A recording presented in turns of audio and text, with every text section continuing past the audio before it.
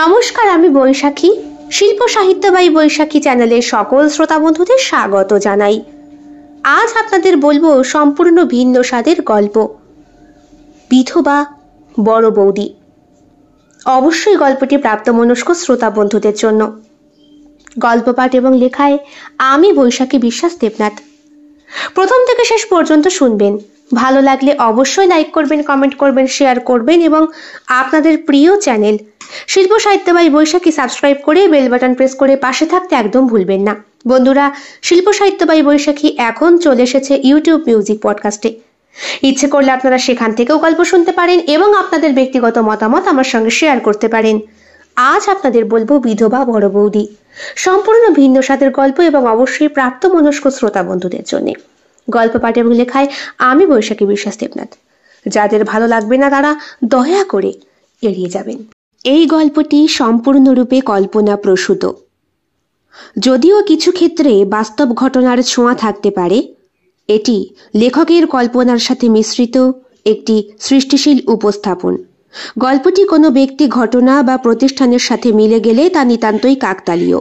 এই গল্প শুধুমাত্র বিনোদনের উদ্দেশ্যে তৈরি করা হয়েছে। কথাটা শুনে দিস নাকি রাঘব? কি তোর বিধবা বড় বৌদিকে এবার নারী দিবসে বিশেষ উৎসবে উপহার দেওয়া হবে? মানে হ্যাঁ, তোর ফ্যামিলির কত বড় গর্ব বলতো উনি। অল্প বয়সে বিধবা হয়েও সব নিয়ম মেনে চলে। তবে তোর বড় বৌদিকে দেখতে কিন্তু দারুণ লাগে। যাই বল, মুখ সামলে কথা বল। ও মা, মিথ্যে কথা বলিস না রাঘব, আমাদের বন্ধু তুই।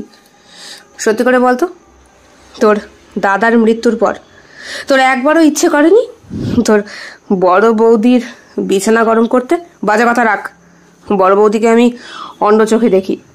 সত্যি? আদৌ অন্য চোখে দেখিস নাকি সব কথায় কথায় বাজি জিতে যাওয়া রাঘব বড় বৌদির কাছে যাবার এতটুকু সুযোগ পায়নি বলে আজ এমন বড় বড় লেকচার দিচ্ছে? উপস্থিত সকল বন্ধু বান্ধব রাঘবের দিকে তাকিয়ে তাচ্ছিল্যের হাসি হাসে। বলে, ছাড়, এতগুলো বছর হয়ে গেল তোর দাদা নেই, এদিকে তুই সালা তোর বড় বৌদিকে হাত করতে পারলি না। হ্যাঁ, নারী দিবসে তোর বড় বৌদি বক্তৃতাও দেবে শুনলাম, তাই নাকি? আমার তো কেউ কিছু বলেনি। তোকে কেন কেউ কিছু বলবে? তুই তো এইখানেই থাকিস না, মুম্বাইতে একেবারে স্থায়ীভাবে থাকার সিদ্ধান্ত নিচ্ছিস, বিয়ে করে বউ বাচ্চা নিয়ে। আমি বলি কি, একদিন রাতে ট্রাই করে দেখ না, আমার মনে হয় তোকে একটা সুযোগ দেবে। বড় বৌদি ওই ধরনের মেয়ে মানুষই না। আরে চুপ কর, চাহিদা সবার থাকে, ওনারও কি নেই? নেহাত শ্বশুরবাড়ির নিয়ম মানতে গিয়ে আজ উনি সাদা কাপড় পরে বৈধব্য বেশ ধারণ করেছে। আমার বিশ্বাস হয় না। রাঘবের মাথা গরম হয়ে যায়। জ্বলন্ত সিগারেটটা প্রায় রাস্তার ওপর ছুঁড়ে ফেলে পা দিয়ে পিষে বাইক নিয়ে সে বেরিয়ে যায় বন্ধু বান্ধবের কাছ থেকে।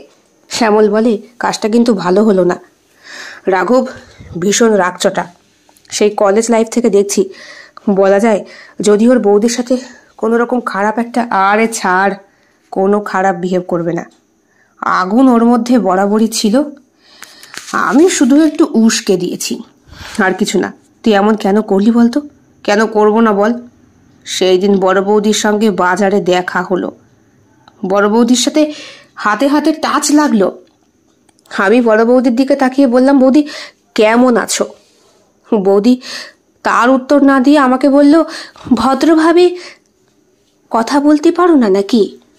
আমি তো অবাক রে, ভরা রাস্তার মধ্যে অমন করে শালা আজ পর্যন্ত আমার চোখের দিকে তাকিয়ে আমার বাপ মা পর্যন্ত আমায় কিছু বলতে পারে না, সে কিনা বলে ভদ্রভাবে কথা বলতে পারি না। তুই তো ভদ্রভাবে কথা বলেছিলি না। আসলে বড় বৌদির আঁচলের এক অংশ আমার হাতে ছিল। মানে মানে হাতের সাথে হাতে ধাক্কা লেগে যাওয়ার পর বুঝতেই তো পারছিস, আমি হেসে কথা বলতে চেয়েছিলাম, কিন্তু আমার স্বভাব দোষ কি করবো বল?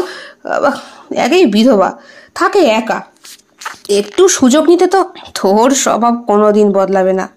তারপর তারপর কি, সেই থেকে ওর বড় বৌদির ওপরে আমার রাগ। চরিত্র নিয়ে বিরাট ঘ্যাম না ওই মহিলার। ওর বাড়ির আদরের দেওরকে দিয়েই ওর সব আজকে শেষ করাবো। তুই শিওর রাঘব কিছু একটা করবেই? করবে না মানে? রাগচটা ছেলে, আর কথায় কথায় বাজি রেখে জেতা যার নেশা, সে এই লাইনে পা বাড়াবেই বাড়াবে। দেখিস না, খুব তাড়াতাড়ি একটা কেলেঙ্কারির কথা তোরা শুনতে পারবি। বলতে বলতেই রাঘবের ফোনটা আসে। ঘড়ির কাঁটায় তখন 9:30 বাজে।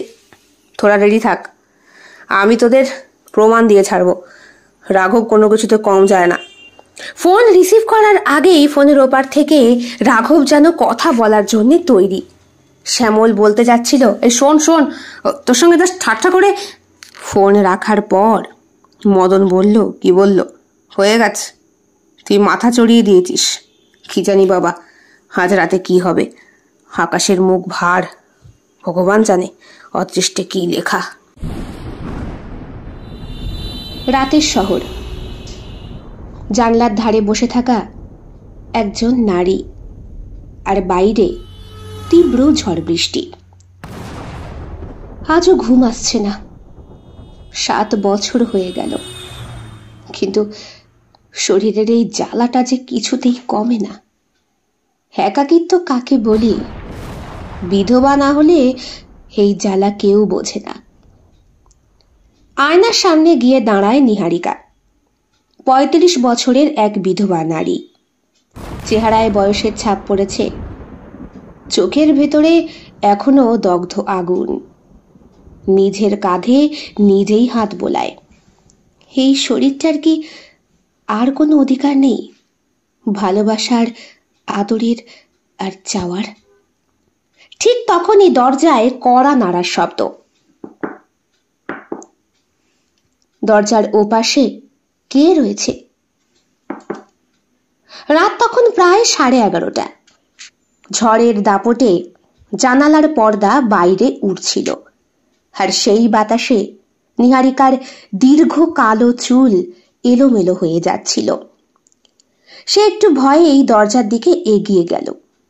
এত রাতে কে আসতে পারে? নিহারিকা শান্ত স্নিগ্ধ কণ্ঠে বলে, কে? কোনো উত্তর নেই। সে আবারও একবার জিজ্ঞাসা করল, কিন্তু এবারও কোনো সাড়া নেই।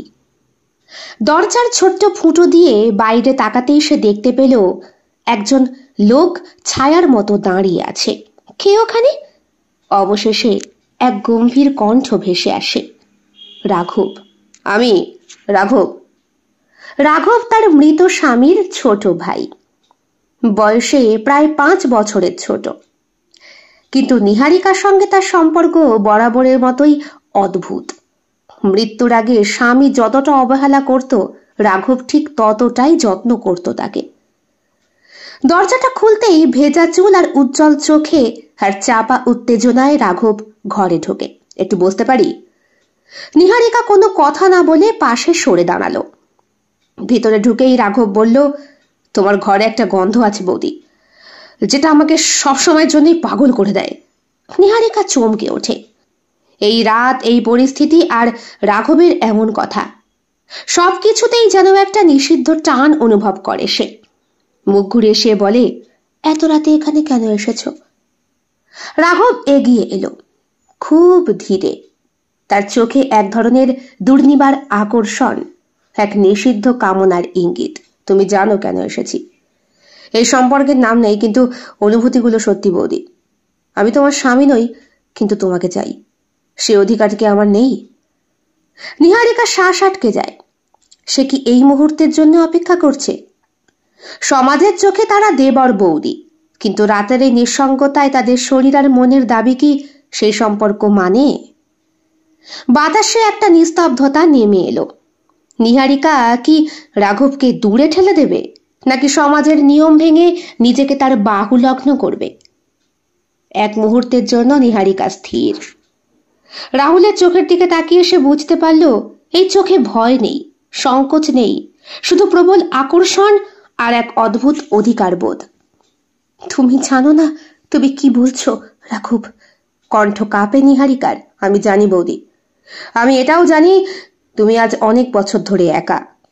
নিহারিকার শ্বাস ভারী হয়ে ওঠে। স্বামী মারা যাওয়ার পর গত 5 বছর সে বিধবা জীবন যাপন করছে। শ্বশুর বাড়ির নিয়ম মেনে সাদা শাড়ি পরে মাথায় সিঁদুর মুছে দাম্পত্য জীবনের সমস্ত সুখ স্মৃতি মুছে দিয়ে সমাজ তাকে নির্লজ্জের মতো একা ফেলে রেখেছে। কিন্তু আজকের এই রাত যেন তার মধ্যে জমে থাকা অবদমিত আকাঙ্ক্ষাগুলোকে জাগিয়ে তুলছে।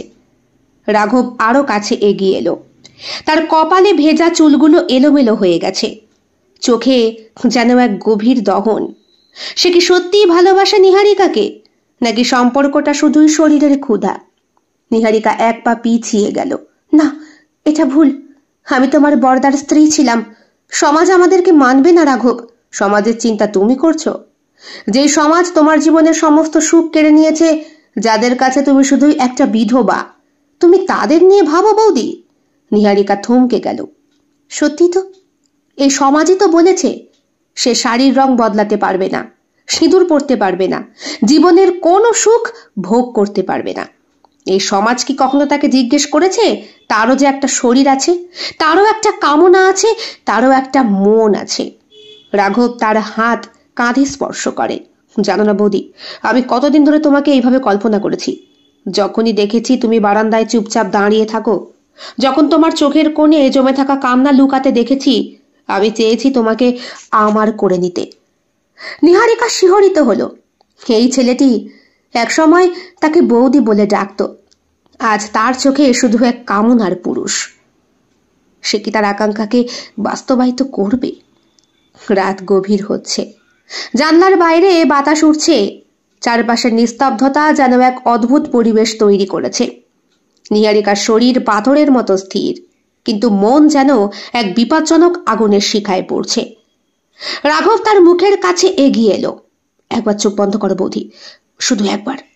নিহারিকা সত্যি চোখ বন্ধ করলো না, পারল না। রাঘবের হাত তার গালে এসে পৌঁছানোর আগে সে এক ধাক্কায় পিছিয়ে গেল। না, এটা ঠিক হচ্ছে না রাঘব। তার কণ্ঠস্বর কাঁপছে, শরীর যেন আগুনে পুড়ছে, কিন্তু মন সেই আগুনকে নেভানোর চেষ্টা করে। রাঘব থমকে গেল। কয়েক মুহূর্ত তার মুখের দিকে তাকিয়ে রইল। তারপর হালকা হেসে বলল, সমাজ এটা ঠিক হচ্ছে না। ঠিক আর মনের মানদণ্ডটা ঠিক করো বৌদি। এই সমাজ যে তোমাকে বিধবা হওয়ার পরে একলা করে দিয়েছে, তোমার সমস্ত স্বাভাবিক চাহিদাকে দমন করতে শিখিয়েছে। নিহারিকা কিচ্ছু বলে না। রাঘব ধীরে ধীরে এগিয়ে যায়। তার গলা দিয়ে চাপা শ্বাস বেরোয়। তুমি কি জানো বৌদি, তোমার চোখের দিকে তাকালে আমি কি দেখি? আমি দেখি এক বিষণ্ণতা, এক ভয়, এক অস্বীকৃত তৃষ্ণা। আমি দেখতে পাই তুমি সবকিছু গোপন করে সত্যিটাকে লুকিয়ে রাখতে পারো না বৌদি। নিহারিকা এবারও মুখ ফিরিয়ে নিল। সে সত্যিই জানে না সে কি চায়। এই মুহূর্তে সে যদি একটু দুর্বল হয়ে পড়ে, তবে হয়তো এমন কিছু ঘটবে যা তাকে আগের মতো থাকতে দেবে না। স্বামীর মৃত্যুর পর সে নিজেকে যথেষ্ট শক্ত রেখেছে। সমাজের অনেক পুরুষই তার দিকে হাত বাড়িয়েছে, কিন্তু সে নিজেকে শক্ত রেখেছে। তার এই একাকিত্বকে ভর করে এতগুলো বছর সে কাটিয়েছে। সেই জন্যই তো শ্বশুর শাশুড়ির কাছে আজও সে ভালো বৌমা। কোথাও গিয়ে একটা মানুষ কি চায় না কেউ তাকে একটু ভালোবাসুক? নাকি সেই একাকিত্ব নিঃসঙ্গতা শরীরের স্পর্শে নয়, মনে অন্তরে? রাহুল ধীরে ধীরে তার সামনে এসে দাঁড়ালো, এত কাছাকাছি যে তার গরম নিঃশ্বাস নিহারিকার কাঁধে পড়ছে। একবার বলো বৌদি, শুধু একবার, আমি চলে যাব। যদি তুমি সত্যিই বলো তুমি আমাকে চাও না, আমি আর কখনো ফিরে আসবো না। নিহারিকা চুপ করে থাকে। সে বলতে পারে না। 5 বছর ধরে সে একা। শ্বশুর বাড়ির প্রতিটা মানুষ তাকে একটা বোঝার মতো মনে করে। কারো দয়া, কারো অবহেলা, কারো করুণা ছাড়া সে কিছুই পায় না। এই তো গত পরশুই তো বড় পিসি বেড়াতে এসেছিল কয়েকটা মিনিটের জন্য। বড় পিসি ওই রকমই আসে, কিন্তু ওই কয়েক মিনিটেই সবকিছু ঝাঁঝিয়ে দিয়ে যায় নিহারিকার। আচার নিয়ে আসে, খাসির মাংস নিয়ে আসে, আর নিহারিকাকে বলে, কচি বয়সে খেয়ে বসে আছো বরটাকে, এগুলো খাওয়ার আর তোমার দরকার পড়ে না। কিন্তু এই রাতে এই পুরুষটা তাকে সত্যিই চাইছে, এক নারীর মতো, এক মানুষের মতো। বিধবার শাস্ত্র লিখিত জীবন থেকে বেরিয়ে নতুন জীবনের স্বাদ পাওয়াটা কিন্তু বেশ কষ্টকর ব্যাপার। রাঘব অপেক্ষা করে, তার চোখে মায়াবী আকর্ষণ। নিহারিকা একবার চেষ্টা করলো বলার, না এটা হতে পারে না, কিন্তু সেই কথা মুখ দিয়ে বেরোলো না। রাঘব হঠাৎ তার হাতটা ধরে ফেলল। এক মুহূর্তের জন্য কেঁপে উঠল নিহারিকা। তার সমস্ত শরীর উত্তপ্ত হয়ে ওঠে, কিন্তু সে নিজেকে ছাড়িয়ে নিল না। রাঘব ফিসফিস করে বলল, আমি তোকে ভালোবাসি বৌদি, সেই দিন থেকে, যেই দিন থেকে দাদা চলে গেল। আমি তোমার দুঃখে কেঁদেছিলাম, আমি তোমাকে ভালোবেসেছিলাম, কিন্তু বলতে পারিনি। যদি আজও না বলি তাহলে আর কখনোই হয়তো বলতে পারবো না। নিহারিকার চোখে জল চলে আসে। এই দ্বন্দ্বের মধ্যেও রাহুল ধীরে ধীরে তার দিকে এগোয়। নিহারিকার নিঃশ্বাস ভারী হয়ে ওঠে, তার সমস্ত শরীর যেন এক অদৃশ্য আগুনে জ্বলছে। চোখের পাতা ভারী, হৃদস্পন্দন দ্বিগুণ গতিতে চলছে। রাঘবের আঙুলের স্পর্শ তার হাতের উষ্ণতাকে বাড়িয়ে তুলেছে, অথচ সে কিছুতেই নিজেকে সরিয়ে নিতে পারছে না। তুমি চাইলে আমি চলে যাব নিহারিকা। রাঘবের গলায় যেন এক অদ্ভুত মাদকতা, গভীর আকুলতা। কণ্ঠস্বরের প্রতিটা কম্পন যেন নিহারিকার শরীরের প্রত্যেকটা স্নায়ুকে বিদ্যুতের শক দিচ্ছে। কিন্তু ও কি সত্যিই চায়? বর চলে গেছে 5 বছর, সমাজ বিধবা করেছে শ্বশুর বাড়িও, বাপের বাড়ির ভিটে পর্যন্ত এখনো স্পর্শ করতে পারে না। কেউ কি তার রক্ত শুষে নিয়েছে? ও কি বেঁচে থাকার কোনো মানুষের মধ্যেই পড়ে না? ওর শরীর কি নিস্তেজ? রাঘবের চোখের দিকে তাকিয়ে সে বুঝতে পারছিল এই যুবক সত্যিই তাকে চাইছে। এটা কোনো করুণা নয়, কোনো সহানুভূতি নয়, এটা নিখাদ আকাঙ্ক্ষা, অন্ধকার ঘরে কুঁকড়ে থাকা এক মানুষের তৃষ্ণা। আমি জানি না রাঘব, আমি সত্যিই জানি না। সে কান্না করে ওঠে, তার চোখের জল শুকিয়ে গেছে অনেক আগেই। রাঘব এবার সত্যিই তার কাছে আসে, এতটাই কাছে যে শরীরের গরম নিহারিকার ত্বকে ছুঁয়ে যায়। সে ধীরে ধীরে হাত বাড়িয়ে নিহারিকার চিবুকে আঙুলে রাখে। তুমি ভয় পাচ্ছ না? নিহারিকা জবাব দেয় না। রাঘব অন্য হাতটা নিহারিকার কাঁধে রাখলো, হালকা চাপ দিল। বলো না নিহারিকা, সত্যিটা বলো, তোমার কি ইচ্ছে করে না কারো ভালোবাসায় নিজেকে হারিয়ে দিতে? সমস্ত একাকিত্ব যন্ত্রণা ভুলে একবার, অন্তত একবার। নিহারিকা এবার সত্যিই কেঁপে ওঠে, তার ভেতরের সমস্ত বাঁধন যেন একটা একটা করে খুলে যাচ্ছে। সেই সীমা লঙ্ঘন করতে রাঘব তার কপালে ঠোঁট ছুঁয়ে দেয়। এক মুহূর্তেও নিহারিকা চোখ বন্ধ করে। এটা কি পাপ, নাকি নাকি এটা কোনো মুক্তি? নিহারিকার দেহের প্রতিটা কোষ যেন রাহুলের স্পর্শের উত্তাপে বিদ্রোহ করছে। সে জানে এই সমাজ তাকে বাঁধবে, তাকে কাঠ গড়ায় দাঁড় করাবে, কিন্তু তার চেতনার গহীনে এক নিষিদ্ধ তৃষ্ণা দীর্ঘদিনের শূন্যতাকে ভাসিয়ে দেয়। রাঘব ধীরে ধীরে নিহারিকার গলায় হাত রাখে, তারপর ঠোঁট কাঁপে তার, যেন এক অনিশ্চিত আকাঙ্ক্ষার প্রতিচ্ছবি। নিহারিকা, তুমি কি চাও না তোমার জীবন আবার রঙিন হোক? আমি জানি না, আমি কিচ্ছু জানি না। অস্পষ্ট কম্পন শোনা যায় নিহারিকার কণ্ঠে। সে নিজের হাত সরিয়ে নিতে চায়, অথচ পারে না। তার ইচ্ছের বিরুদ্ধে শরীর যেন শিথিল হয়ে পড়ছে রাঘবের সামনে। তোমার চোখ বলছে তুমি জানো, তুমি চাও, কিন্তু তুমি ভয় পাচ্ছ। নিহারিকার চোখ বন্ধ, বুকের ভেতর তোলপাড়। এই সীমা লঙ্ঘন করা অত সহজ নয়। মনের ভেতরে সমাজের কঠিন নিয়মের দেয়াল। বিধবা মানেই ভালোবাসাহীন জীবন। শরীরের চাহিদা সত্যিই মরে যায় স্বামীর মৃত্যুর পর। 5 বছর সে নিজেকে ধূসর করে ফেলেছে, কিন্তু আজ সমস্ত সত্তা দিয়ে জীবনকে ছুঁতে চাইছে। রাঘব, এটা কি ঠিক হচ্ছে? রাঘব তার কপালে ঠোঁট ছুঁয়ে বলল, সঠিক আর ভুল আমাদের নিয়মেই তৈরি নিহারিকা। জীবন তো একটাই, তাই প্রতিটা মুহূর্ত অনুভব করতে শেখো। তারপর নিহারিকার চোখের সামনে ঝড়ের মতো সবকিছু ছোটে, ভেতরের সব দ্বিধা ভেঙে দেয় রাঘব এক নিমেষে। রাঘব গ্রহণ করে নিহারিকাকে, নাকি নিহারিকা? নিঃশব্দে জানলার পাশে দাঁড়িয়ে নিহারিকা। আবার একটা রাত। চারপাশের নিস্তব্ধতার মাঝে মাঝে দূর থেকে ভেসে আসছে পথ চলতি ট্রাকের গম্ভীর গর্জন। নিস্তব্ধতার বুক চিরে কারো আর্তনাদ বাইরে যেন বেরিয়ে আসতে চায়। তার হাত কাঁপে, মনের ভেতরে বিশাল এক ঝড়। সমাজ, শ্বশুরবাড়ির রীতি, বিধবা শুদ্ধতার বোঝা, অন্যদিকে রক্ত মাংসের চাহিদা, শিহরণ, দীর্ঘদিনের জমিয়ে থাকা অনুভূতির খিদে এক দণ্ডে নিঃশেষ করে দিচ্ছে আজ রাঘব। নিহারিকা ধীরে ধীরে আয়নার সামনে গিয়ে দাঁড়ায়। তার চুলগুলো এলোমেলো, চোখের নিচে কালি পড়েছে যে, দীর্ঘ রাত জাগার চিহ্ন। ত্বকে উষ্ণতার ধরন, এক ধরনের অস্বস্তি। রাতে ঘটে যাওয়া প্রতিটা ঘটনা শরীরের শিরায় উপশিরায় গেঁথে গেছে। সকালবেলা শাশুড়ি মা বড় অদ্ভুত দৃষ্টিতে নিহারিকার চোখের দিকে তাকিয়েছিলেন। পিঠের কাছে একটা অদ্ভুত দাগ দেখে বলেছিলেন, রাতে কি পোকামাকড় কামড়েছে নাকি? পিঠে দাগ? রান্না করছিল নিহারিকা, তাড়াতাড়ি আঁচলটা জড়িয়ে নিয়েছিল শরীরের মধ্যে। তুমি তোমার দেওরকে দেখেছ বড় বৌমা? রাতের বেলা ওর ঘরে গিয়েছিলাম মাথা যন্ত্রণার ওষুধ আনবো বলে। ছেলে ঘরে ছিল না। সারা ঘর খুঁজলাম, ছাদ খুঁজলাম, একমাত্র তোমার ঘরেই যায়নি। তুমি ওকে নিয়ে অত রাতে আর কি করবে? তাছাড়া এতদিন পর ছেলেটা পড়াশোনা শেষ করে ফিরেছে। নিহারিকার ভেতরটা কেঁপে ওঠে। আমি কি সত্যি পাপ করেছি? একে কি পাপ বলে? স্বামীহারা একজন নারী কি নিজের ক্ষুধা অনুভব করতে পারে না?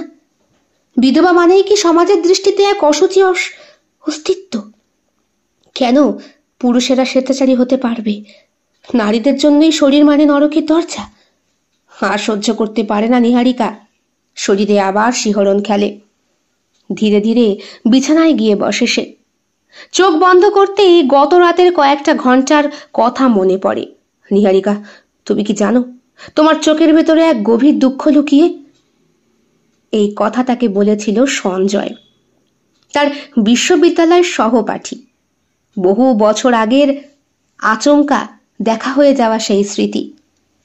বিধবা হওয়ার পর থেকেই সে নিজেকে চার দেওয়ালে বন্দি করেছে। কিন্তু সঞ্জয় ছিল ভিন্ন।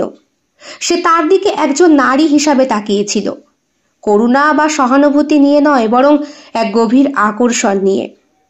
সেই রাতে কি হয়েছিল? সঞ্জয়ের স্পর্শ সত্যিই কি তাকে বাঁচার অনুভূতি দিয়েছিল, নাকি নিহারিকার স্বামী তাকে সেই পতিতা হওয়ার জীবন থেকে বাঁচিয়েছিল? বাসন কাসন মাজা হয়ে গিয়েছে। এবার শ্বশুর শাশুড়িকে খেতে দিতে হবে। সকাল থেকেই নাকি রাঘবের খোঁজ খবর পাচ্ছেন না শাশুড়ি মা। এদিকে গতকাল রাতের ঘটনার পরে ভোর হতেই রাঘব নিহারিকার ঘর থেকে বেরিয়ে গিয়েছিল। বলেছিল, বৌদি, আজকের রাতটা আমি কোনোদিন ভুলবো না। নিহারিকা একটা দীর্ঘশ্বাস ফেলেছিল। ঠোঁটের কোণায় হাসিটা ফুটে ওঠেনি, বরং অবদমিত মনের চাহিদা তাকে আরো বেশি আগুনে পুড়িয়ে ছাই করে দিয়েছিল যেন। বৌমা, খেতে বসো। আরে কি, তোমার চোখ মুখ বসে গেছে? রাতে কি ঘুমোওনি? সকালবেলা অমন দাগ দেখলাম, বলি কোনো বিষাক্ত পোকামাকড়ে কামড়েছে নাকি? যেহেতু সে বিধবা, তাই তাকে নিরামিষ খেতে হয়।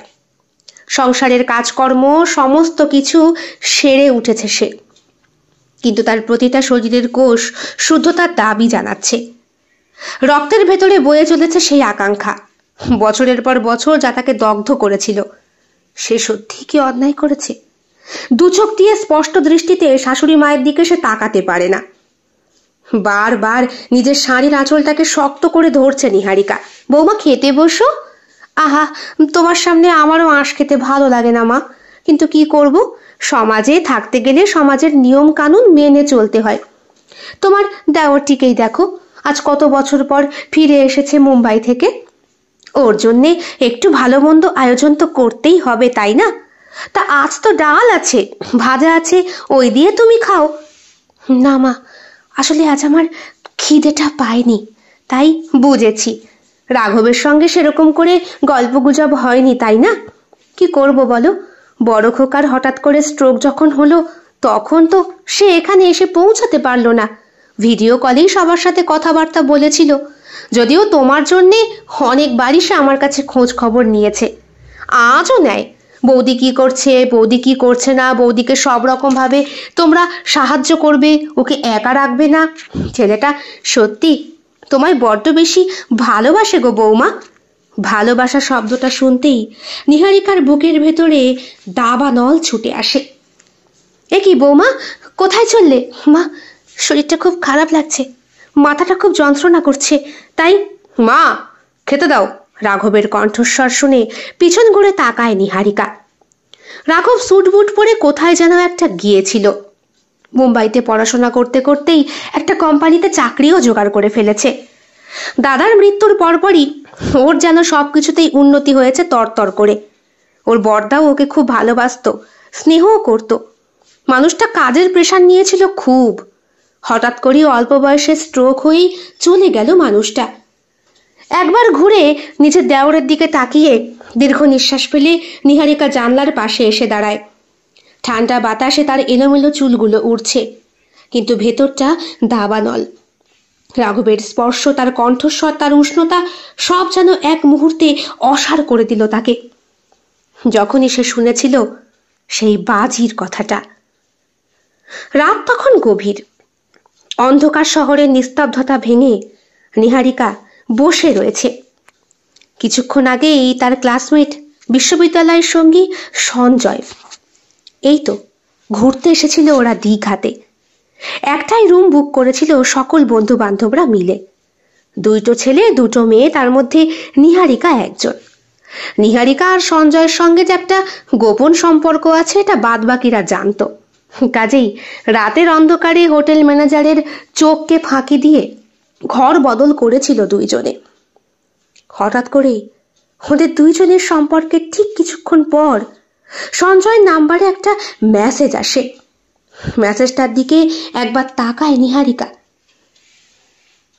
কিরে, বলেছিলাম না নিহারিকাকে পটানো এমন কঠিন কাজ নয়। এই, ওর পিঠের বাঁ দিকের লাল তিলটাকে লক্ষ্য করেছিলি? এমন একটা SMS সঞ্জয়ের ফোনে যে আসবে, তাও আবার পাশের ঘরে থাকা বন্ধু মেঘনাথের ফোন থেকে, আশা করেনি নিহারিকা। শুধু তাই নয়, মেঘনাথ লিখেছে, তুই ওর রূপ দেখেই ভুলেছিলি। এই মেয়ে মানুষ একেবারে পটিয়ে ফেলার মতো। দু একটা ভালো কথা বললেই বেড শেয়ার করতে এতটুকু অসুবিধা হয় না। নাহলে দেখ, বাড়ির লোককে না জানিয়ে আমাদের সঙ্গে বিশ্বাস করে দীঘায় চলে এলো। আর এই যে আরেকজন হাঁ করে বিছনায় পড়ে ঘুমোচ্ছে, প্রিয়া, আমাকে পাত্তাই দেয় না। আরে হাতের আঙ্গুল ধরতে দেয় না পর্যন্ত, জানিস? সঞ্জয় তখন টয়লেটে, জানেও না ওর মোবাইলের সমস্ত SMS গুলো নিহারিকা পর পর দেখে ফেলেছে। ঠিক সেই সময় হঠাৎ প্লে টাইমের চরম মুহূর্তে রাঘবের কণ্ঠস্বরটা ভেসে আসে। তারও একটা ফোন এসেছিল। বলেছিলাম না, এই বিধবাটাকে পটানো কোনো সহজ না রে, বাজি জিতেছি। আচ্ছা, তোরা এখন আমায় বিশ্বাস করিস তো? হ্যাঁ, বাজি? দারুণ প্ল্যান ছিল রে রাঘব। আমরা জানতাম ও দুর্বল, শুধু একটু সহানুভূতি দেখালেই ও পড়ে যাবে। শেষ পর্যন্ত আমি জানতাম তুই জিতবি, বুঝলি? নিহারিকার আঙুল অবশ, নিঃশ্বাস বন্ধ, মাথার ভেতরে এক ভয়ানক ঝড়। তার মানে আজও সে আবার একটা বাজির অংশ। তার মানে তার সাথে কাটানো প্রতিটা মুহূর্ত একটা নোংরা খেলার অঙ্গ। তার শরীর কাঁপতে থাকে, চোখে জল চলে আসে, কিন্তু সে কাঁদতে পারে না। এ কি নিহারিকা, উঠে গেলে যে? আমার আর ভাল লাগছে না। হো, অনেক বছর হয়েছে তো। ঠিক আছে, তবে আজকে রাতে তোমার সাথে কাটানো এই ঘনিষ্ঠ মুহূর্তের কথা আমি কিন্তু ভুলবো না। উঠে দাঁড়ায় নিহারিকা, আয়নার সামনে নিজেকে দেখে। বিধবা মানে কি শুধু ভোগের বস্তু? কিন্তু কেন প্রতিবার নিহারিকাই কেন হবে? কেন ওকে এইভাবে অবদমিত করবে? বাবা মায়ের একমাত্র মেয়ে নিহারিকা। পড়াশোনায় কলেজে দুর্দান্ত রেজাল্ট করত সে। ছোটবেলা থেকেই ইচ্ছে ছিল চাকরি করার, কিন্তু ভালো সুপাত্র পেয়ে বাবা মা গ্র্যাজুয়েশনের পরপরই বিয়েটা দিয়ে দিলেন। সঞ্জয়ের সাথে সম্পর্কের কথা যখন সে বাবা মাকে বলবে করে ভেবেছিল, যেই সুবাদে সে দীঘায় গিয়েছিল, ফিরে এসে জানিয়েছিল, বাবা, তোমার পছন্দ করা পাত্রের সঙ্গেই আমি। কিন্তু তুই বন্ধুদের সাথে দীঘায় গেলি, আমি তো ভাবলাম সেখানেই হয়তো বিশেষ কেউ। না বাবা, আসলে সমাজে কাউকে চট করে বিশ্বাস করা যায় না। আমিও তাই কাউকে বিশ্বাস করতে পারিনি। কিন্তু সঞ্জয় ফোন করেছিল। নিহারিকা বলেছিল, তুই কি আমাকে বিয়ে করবি? তাহলে আমাদের পালিয়ে গিয়ে বিয়ে করতে হবে। বাবা কিন্তু তোর আমার সম্পর্ক। পাগল তুই! এখন বিয়ে কি করে করব? দেখ, সবে আমরা দীঘা থেকে ঘুরে এলাম। বাবা মা জানে প্রজেক্টের কাজে গিয়েছিলাম। আর আমি কি কাজ করি যে তোকে আমি খাওয়াবো? তাহলে আমাকে যে খাওয়াতে পারবি না, তার আগেই আমার সাথে কাটানো সম্পর্কের মুহূর্তগুলো তোর ভাগ করা উচিত হয়নি। নিহারিকা, আমি তোকে জোর করিনি। যা কিছু আমাদের মধ্যে হয়েছে আমাদের নিজেদের ইচ্ছেতেই কিন্তু হয়েছে। এইবারও ঠিক তাই, এইবারও একই রকম ভাবে। নিহারিকা আয়নার সামনেই দাঁড়িয়ে, পিছনে তার স্বামীর ছবিটা, বাইরে বিদ্যুৎ চমকাচ্ছে, আর সেই বিদ্যুৎ চলকানির কিছুটা আলো এসে পড়েছে ছবির মুখের ওপরে। এক মুহূর্তের জন্য নিহারিকার চক্ষু স্থির হয়ে যায় সেই দিকে তাকিয়ে। স্বামীর মুখে আজও হাসি, ঠিক প্রথম যেই দিন স্বামীকে বলেছিল, আমি কিন্তু অপবিত্র, তুমি আমার মধ্যে নতুন করে কিছুই আবিষ্কার করতে পারবে না। এক মুহূর্তের জন্য তার স্বামী তাকে কোনো প্রশ্ন করেনি, বরং তাকে বুকের মাঝে বাহুডোরে আগলে তার কপালে আলতো চুম্বনে বুঝিয়ে দিয়েছিল, এটাই তুমি আমার ভালোবাসার সঙ্গে স্নেহেরও। বিয়ে বাড়ির সাজসজ্জা চোখ ধাঁধানো, চারপাশে আলো ঝলমল করছে। অতিথিদের কোলাহল, ধূপের গন্ধ, মিষ্টির সুবাস আর অনন্য পরিবেশের সৃষ্টি। কিন্তু চাকচিক্যের মাঝেও আজকে সবকিছুর মধ্যে নিহারিকার মুখটা বিষণ্ণতায় ভরা। নিহারিকা দাঁড়িয়ে রয়েছে এক বৌদির পাশে, পরিপাটি শাড়ি পরা, ঠোঁটে মৃদু হাসি, চোখে সেই চিরাচরিত গভীরতা। তবে আজকে চোখে কাজল পড়েছে অত্যন্ত গভীর করে। রাঘবের বন্ধুরা তাকে ঘিরে ধরে দাঁড়িয়ে রয়েছে। তার এখন হলুদ হচ্ছে যে। দেখ রাঘব, তোর বাজির সেই রানী এসেছে। আজও মনে হচ্ছে তোর আসল পরীক্ষা। আর একজন যোগ করলো, হ্যাঁ রে, ফুলসজ্জার আগের সেই পুরনো গল্প মনে আছে তো? রাঘব মুখ শক্ত করে হাসলো, কিন্তু ভিতরটা যেন কেমন একটা ঝড় বয়ে চলেছে। নিহারিকা হাসে, তার হাতে হলুদের বাটিটা। রাঘবের মা এসে বললেন, তুমি এসেছো বৌমা, আমার খুব ভালো লাগছে। তুমি বাড়ির বড় বউ, তোমাকে ছাড়া কি আর তোমার ছোট দাওরের বিয়ে হয় নাকি? রাঘবের কপালে বিন্দু বিন্দু ঘাম। বিয়ে সম্পন্ন হলো। কোণে ঐশী, সত্যি এক পরীর মতো। তার চোখে কেবল ভালোবাসা আর বিশ্বাসের ছাপ। রাঘবকে আরো বেশি অস্বস্তিতে ফেলছে। আসলে বিয়েটা তেমন চটজলদি ঠিক হয়ে গিয়েছিল। ঘটনার দুদিন পর রাঘব আবার বোম্বাইতে চলে যায়। নিহারিকাও চলে গিয়েছিল তার বাপের বাড়ি কয়েকটা দিন থাকবে বলে। তার মধ্যে রাঘবের সাথে ফোনে খুব একটা যোগাযোগ হয়নি। বাড়িতে মায়ের কাছে ফোন করে জানতে পেরেছিল, মা, বড় বৌদি কেমন আছে? তোর বৌদি তো বাপের বাড়ি, ওর বাবার শরীরটা নাকি খুব খারাপ। আমিও ভাবলাম বেচারি একা একাই থাকে, আর এখানে থেকেই বা কি করবে, কদিন একটু বেরিয়েই আসুক। ঠিক সেই সময় নিহারিকা তার আদরের দেওরকে একটা বিশেষ উপহার আছে বলে চিঠি লিখেছিল। তোমার জন্য একটা উপহার আছে বিশেষ, তোমার ফুলসজ্জার রাতে তোমায় দেব। চারপাশের সবাই খুশি, কিন্তু রাঘবের মনটা ফ্যাকাশে। রাঘব চুপচাপ চিঠিটা হাতে নিয়ে দাঁড়িয়েছিল। তার শরীরে বিদ্যুৎ খেলে গিয়েছিল। নিহারিকার কথাটা কেমন যেন, কিন্তু এখন এইসব নিয়ে ভাবার সময় নেই। বিয়ের আনুষ্ঠানিকতা শেষ হয়েছে। ঐশীর সাথে বিয়ের কথাটা খুব তাড়াতাড়ি যেন ছাদনাতলায় পৌঁছে যাওয়ার মতো হয়েছিল। ঐশীকে ঘরে নিয়ে আসা হয়েছে। সবার হইচই কমে এসেছে। অতিথিরা বিদায় নিয়েছে। শুধু রাঘবের মনেই আগুন। রাঘব দরজা খোলে, কেউ নেই। দরজার সামনে ছোট্ট বাক্সটা, ভিতরে কি আছে দেখতেই বুকের ভেতরে ধকধক করে ওঠে। বাক্সটা তুলে নিয়ে দরজা বন্ধ করে সে। হাত কাঁপে। নিহারিকা কোনো উপহার দেয়নি রাঘবকে। বাক্সটা ছুঁড়ে ফেলে দেয় রাঘব। কারণ তার মন সাহসকে হার মানাচ্ছে যে। হঠাৎ করেই সেই ঢাকনাটা ছিটকে পড়ে। ভেতর থেকে ছোট্ট একটা পেন ড্রাইভ লেখা। তার মধ্যে লেখা রয়েছে, বাজি জেতার আনন্দ নিশ্চয়ই আজও মনে আছে।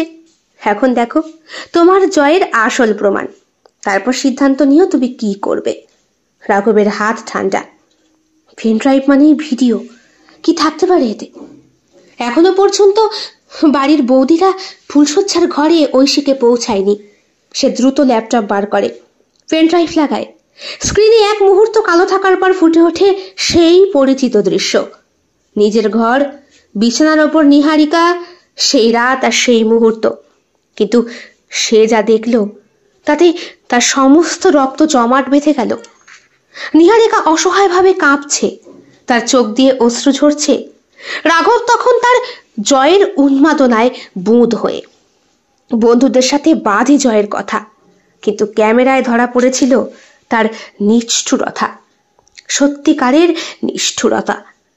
সেই রাতে রাঘব আজকে রাঘবের কাছে এক দানব মনে হলো। তখনই বেজে উঠল ফোনটা। স্ক্রিনে এক অচেনা নাম্বার। রাঘব ফোনের ওপাশ থেকে একটা পরিচিত কণ্ঠস্বর শুনতে পায়। কেমন লাগছে রাঘব? এবার বুঝতে পারছো তো কাকে নিয়ে খেলেছ? বিধবাকে নিয়ে খেলেছ তুমি। আমার কাউকে দেবার কিচ্ছু নেই, কারো কাছ থেকে নেবারও কিচ্ছু নেই। ভগবান কোলের সন্তানও দেননি যে আমার কোনো পিছু টান থাকবে। নিহারিকা, রাঘবের কণ্ঠ শুকিয়ে আসে। তুমি এটা কোথা থেকে পেলে? তুমি কি ভেবেছিলে? সেদিন আমি সত্যিই কিছু বুঝতে পারিনি। তোমার বাজির কথা জানতাম না। তোমার মুখোশ আমি তখনই দেখে ফেলেছিলাম রাঘব। তাই আমি তোমার জন্য এই উপহারটা বিশেষভাবে তৈরি করেছি। নিহারিকা প্লিজ, ঐশী এসব জানে না। তুমি চাইলে আমি তুমি যা বলবে আমি তাই করব। নিহারিকা হেসে ওঠে। এখন ভয় পাচ্ছ? বাজি পরাজিত হওয়ার খেলোয়াড়ের কষ্টটা এবার টের পাচ্ছ তো? চিন্তা করো না, আমি তোমার ফুলশয্যার রাতটা চিরদিনের জন্য স্মরণীয় করে রাখবো। মানে? নিহারিকার কণ্ঠ নিমেষে কঠিন হয়ে আসে। মানে তোমার নতুন বউকে ভিডিওটা পাঠিয়েছি রাঘব। আজ রাতে ও জানবে ও কাকে বিয়ে করেছে। রাঘবের দুনিয়া ভেঙে পড়ে। ঐশী জানতে পারলে কি হবে? কি হবে? রাঘবের শরীর ঠান্ডা হয়ে যায়। সে দ্রুত ফোনের স্ক্রিন চেক করে। ঐশীর নাম্বারে সত্যিই কি ভিডিওটা পাঠানো হয়েছে? তার বুক ধকধক করে। এক মুহূর্ত যদি ঐশী ভিডিওটা দেখে ফেলে তাহলে সব শেষ। এক মুহূর্ত দেরি না করে সে দৌড়ে ঢুকে যায় ঐশীর ঘরে, কিন্তু দরজার সামনে গিয়ে থমকে দাঁড়ায়। ভেতর থেকে ফিসফিস করে কথা বলার শব্দ আসছে। রাঘব দরজার ফুটো দিয়ে দেখে ঐশী বিছানায় বসে, হাতে ফোন, পাশে তার বাপের বাড়ির লোকেরা। ফোনের স্ক্রিনে চলতে থাকা ভিডিওতে স্পষ্ট তার মুখের অভিব্যক্তি বদলে যায়। রাঘবের মুখ শুকিয়ে যায়। ঐশীর বাড়ির লোক বলেন, এটা কি ঐশী? এটা কি সত্যি? ঐশী ধীরে ধীরে মাথা তোলে। চোখের গভীরে অদ্ভুত শূন্যতা। হ্যাঁ মা, মনে তো হচ্ছে সত্যি। তাহলে আমি একটা জানোয়ারকে বিয়ে করেছি? ঐশীর বাবা তাতে দাঁত চেপে বললেন, এই মুহূর্তে সব শেষ। এই বিয়ে আমরা মানি না। তুই আমাদের সঙ্গে চল। রাঘব ভেতর থেকে চিৎকার করে বলে, না প্লিজ, একটা সুযোগ দাও। আমি ভুল করেছি, কিন্তু আমি তোমায় ভালোবাসি ঐশী। ঐশীর চোখ ঠান্ডা। ভালোবাসা? তুমি জানো ভালোবাসা কি? তুমি শুধু বাজি ধরতে শিখেছ রাঘব, আর আমি এখন তোমার বাজির শেষ দানটা খেলবো। ঐশী উঠে দাঁড়ায়। সে ধীরে ধীরে দরজার দিকে এগিয়ে যায়। রাঘব, এবার তুমি শাস্তিটা পাবে। আমি তোমার নামে পুলিশে অভিযোগ করে দিচ্ছি। এই ভিডিও তোমার শেষ পরিণতি ঠিক করবে।